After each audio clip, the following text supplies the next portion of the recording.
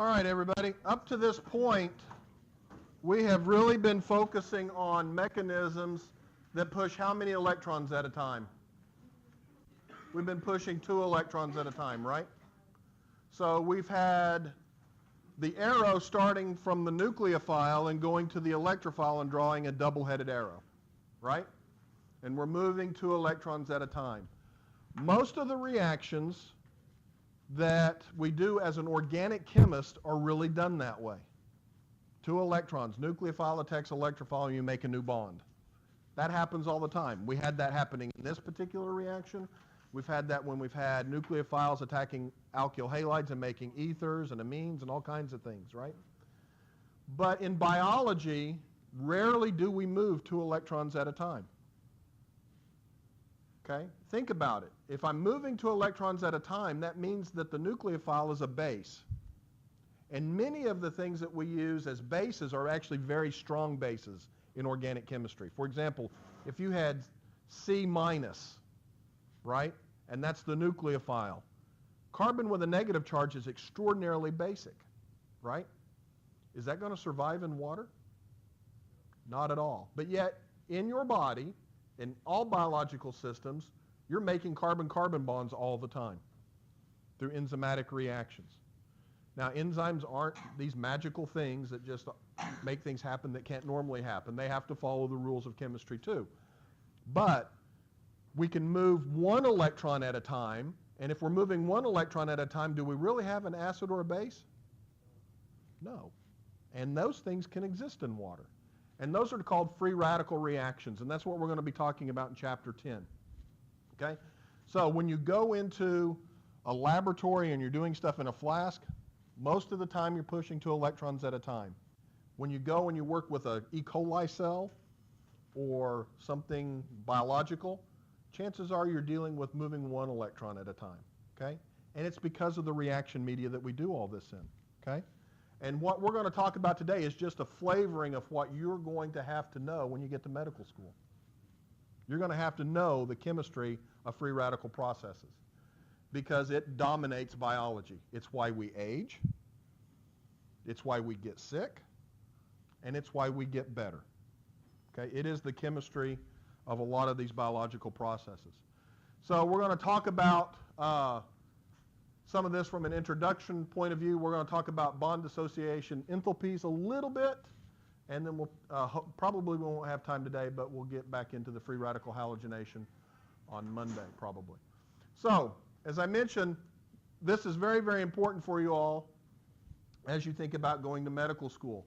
So this particular molecule right here is called arachidonic acid. It is nothing more than an organic molecule. What are the functional groups?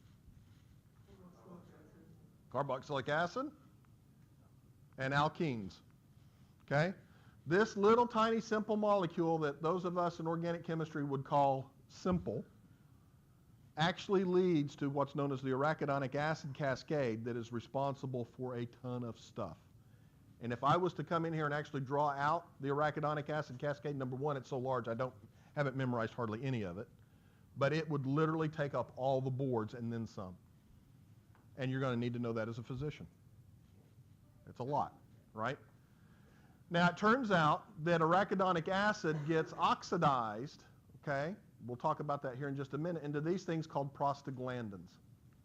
So you go from this simple molecule to this highly complex molecule. Why do I say this is simple and this is complex? We've got chiral centers, and more than just one. Lots of stereochemistry. We're going to have cis versus trans alkenes.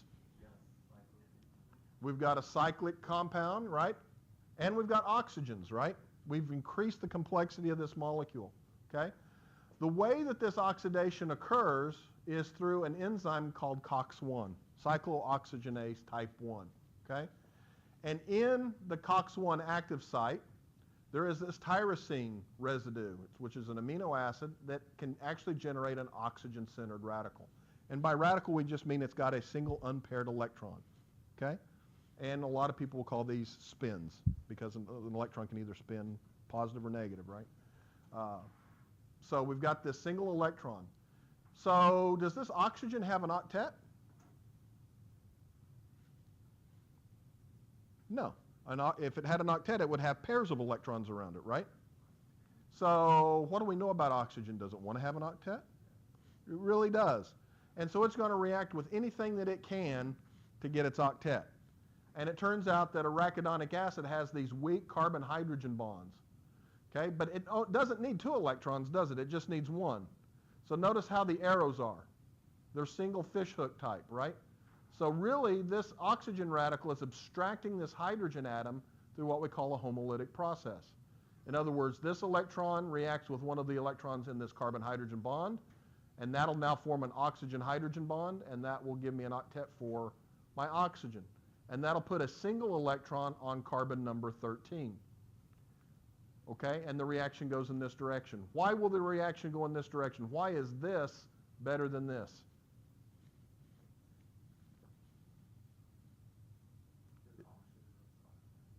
It does have an octet, that's true, but now my carbon doesn't. Carbon is less electronegative, that's good. What else? Can I draw resonance structures for this? You bet. So it's a resonance stabilized carbon radical. But it too is very reactive. And it will react with molecular oxygen, okay? Now, we're not showing all the steps here because they're kind of complicated, but basically this ends up reacting with 2 moles of oxygen, and guess what you're breathing right now? Oxygen is a radical.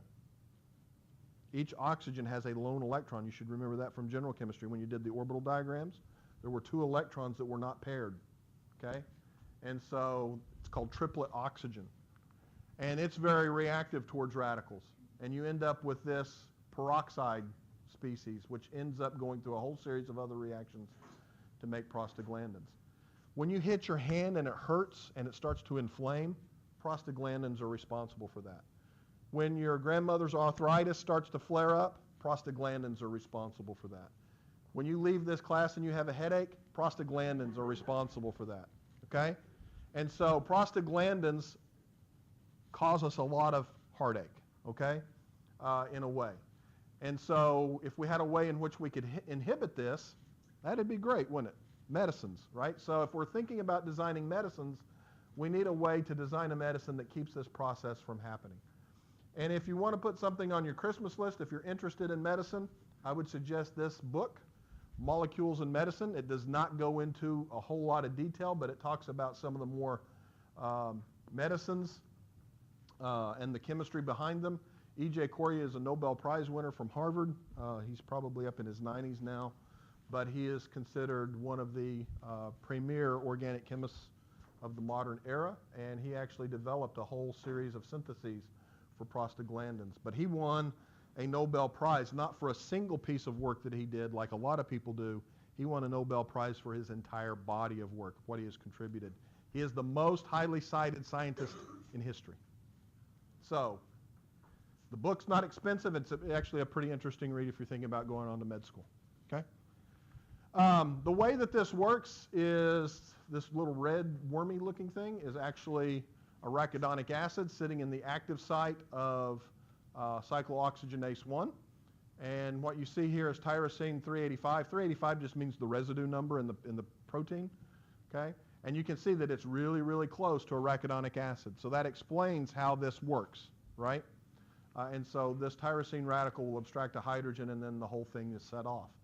Now, if you have a headache or if you have inflammation, there's several things that you can take. And one of those is ibuprofen, right? You leave the class, you got a headache, you take a couple ibuprofen, you pop them, you take a sip of your coffee, and in about 30 minutes you start to feel better, right? The way ibuprofen works is it actually sits in the active site of cyclooxygenase 1. And it stands right next to the tyrosine 385. It blocks it. Arachidonic acid can't get in. If arachidonic acid can't get in, it doesn't get processed. If it doesn't get processed, there's no prostaglandins. If there's no prostaglandins, there's less inflammation. Now, I've oversimplified this greatly, okay? But that's basically what's going on, is you're blocking the active site, you're shutting the enzyme down, you're not producing the prostaglandins, and you're relieving your inflammation or your pain, okay? And so a simple little molecule like this Does anybody know what ibuprofen really looks like other than this little red squiggly thing? Yeah. It's got a carboxylic acid, just like arachidonic acid does. And so it's a mimic that fits into the active site and keeps arachidonic acid out. And this can't be processed because it doesn't have the bonds like arachidonic acid does. Okay? So what I want you to take from these couple of slides is that everything that I'm telling you today and tomorrow and Monday is going to be relevant to your desire to go on to medical school or whatever the case may be. Okay? And we're also going to talk a little bit about the fact that free radical chemistry is used an awful lot in making materials, polymers. Right? So for those of you in polymer science, you've heard of raft and other types of reactions, right? Those reactions are free radical reactions, and they can be controlled. Okay? So hopefully that gives you a little bit of an idea of why you need to know something about this. Okay? Up to this point, like I mentioned earlier, every reaction that we've been dealing with has been heterolytic. That is, moving 2 electrons at a time. So if we look at this reaction, we've got a terminal alkyne, and what do we know about this carbon-hydrogen bond? Is it acidic or non-acidic? For a CH bond, it's relatively acidic, right? We know as we change the hybridization, the acidity increases. So if we go from sp3 to sp2 to sp, the acidity increases. Remember, that's the hybridization effect that we learned back in chapter 2 or 3, right? So what's approximately the pKa value of an acetylene like that? More or less. It's in the mid-20s, 25, 26, depending on how it's substituted, right? So for a carbon or hydrocarbon, that's pretty acidic. Okay? What's this? It's a base. Is it a strong base or a weak base? It's a strong base. Anybody know kind of where the pKa is? Now, we just said the pK of this was in the mid-20s. All right, 40 is not a bad shot. It's actually somewhere around 35, 36. Is that a higher pKa value or a lower pKa value than the acid? Higher. So which way does the equilibrium lie, to the right or to the left? If I have a high pKa base and a low pKa acid, should the equilibrium lie here or there? Over there. We always go to the weaker acid, weaker base pair, right? So this is going to be a weaker acid. This is going to be a weaker base than the base and acid that we have here. Okay?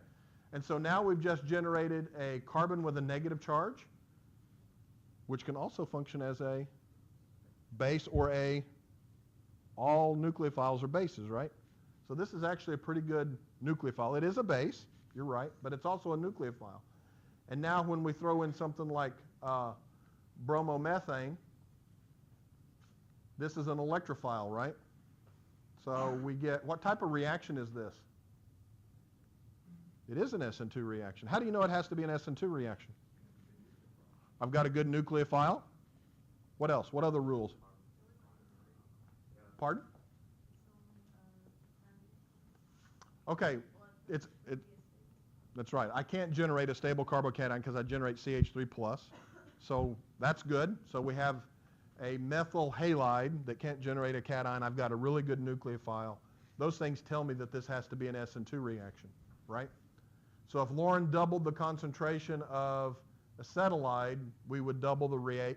And if Gabriella doubled the concentration of electrophile, we would double the rate. But if we got together and doubled both of them, what would happen to the rate? It would quadruple, right? And so what we just did here is something very, very difficult, believe it or not. There's not many reactions that allow us to make carbon-carbon bonds this way. Believe it or not. SN2 is one of the few, okay? And so we just formed a nice carbon-carbon bond. But in each step, we were pushing 2 electrons at a time, and we could think of all these reactions as nothing more than a series of acid-base reactions. This is the acid, this is the base. This is the base, this is the acid. We're thinking about it in those terms, right? So pretty simple. Now, things are very different when we're talking about radical chemistry. So if we have a theoretical molecule, just 2 atoms bound together, in a free radical reaction, we're talking about breaking sigma bonds in such a way that 1 electron goes with A and 1 electron goes with B. That's why we call this homolytic, not heterolytic. Okay? So what can you tell me about the electronegativity of A and B? Do they need to be similar or different with respect to each other? Different? Fairly similar, right? Because if one was a lot more electronegative than the other, chances are it would be a heterolytic mechanism, right? Where one atom would get both of the electrons, right? So I can say here that this is probably something like two carbon atoms or a carbon and a hydrogen, which has very similar electronegativities, right? They're very similar, carbon and hydrogen, in terms of their electronegativity. Note the use of the single barbed arrows. Very, very important. On an exam or on your homework, if you use a double-headed arrow by mistake, it's still wrong. The arrow matters, okay? Some common radicals that you should be kind of familiar with. Chlorine, as it sits on the periodic table, is a radical. It's only got 7 valence electrons, right? So does that explain why chlorine exists in nature as Cl2? You bet, right? Methyl radical is a common radical that is talked about, especially in environmental chemistry, in the upper atmosphere. It's one of those things that's kind of responsible for the depletion of the ozone layer. That's why methane emissions are kind of a bad thing. And then hydroxyl radical, which is a very potent radical. It's also very useful in conversations about environmental chemistry, especially in the upper atmosphere, but it's also very important in biology. This is one of those radicals that make you age very, very quickly. Okay? It's also electronic, right? No, it is not. Okay. Why is it not? Because that's just one non-pair. Well, tell me how you figure that out. Okay, do the little thing. How many valence electrons do we come in with? That's 6. 6, and it has 6. It is not charged, right? That's right. Now, for these bonds to dissociate, we have to think about what's known as bond dissociation enthalpy. Now, your book probably calls this bond dissociation energy. That's a misnomer, but don't worry about it. It's actually the enthalpy, okay? And enthalpy, as you'll remember, is kind of like heat. So if you think about going from hydrogen to 2 hydrogen atoms, is that the right way that we should be drawing it? H2 and then 2 H dots up at the top? Absolutely, because we have to put energy in to break a bond. That's what we're doing here. We're breaking a bond, right? And all bond-breaking events are, which is endothermic. All bond-forming events are exothermic. If you leave with one thing, I want you to leave with that. That's good. That's good. You remember it. Okay? And so the BDE, which we'll talk about, is really just the amount of energy that it takes to break that bond, if you will. Okay? So in a homolytic fashion, that is where both atoms get an electron. Okay? And it turns out that for hydrogen, H2, that's about 436 kilojoules per mole. So you have to put in a lot to get this to break. Okay? Now, your book has a table of all these bond dissociation enthalpies. You do not have to know them all. I don't care if you know any of them, okay? But what I do want you to know is a general trend. Notice what's kind of high in energy. Things like hydrogen and deuterium, right? Things like carbon and carbon are kind of high. But notice what's low.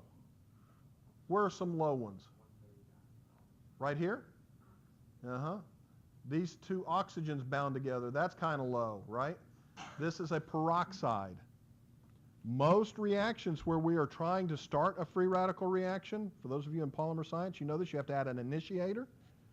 Peroxides make good initiators because they have weak oxygen-oxygen bonds. They readily break into free radicals and start the reaction off. So you'll see these oxygen-oxygen bonds have quite weak bonds. But notice the oxygen-hydrogen bond is actually quite strong. Okay? Now there are some weak ones over here. So you'll see like bromine's fairly weak, iodine's fairly weak, fluorine's fairly weak. Things go boom pretty easy with that one, right? But most of the other ones are actually quite high. So really what I want you to take away from this is that things like peroxide have weak bonds that we can break in a homolytic fashion and get radicals, okay?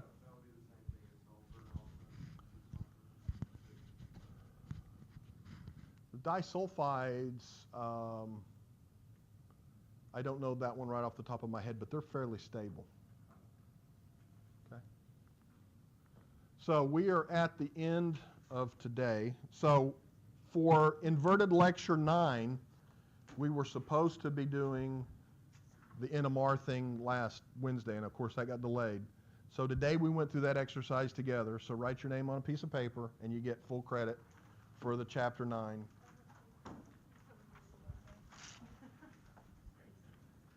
And I know next week is Thanksgiving, but we still have class on Monday, and we will be covering this on Monday. So please be present.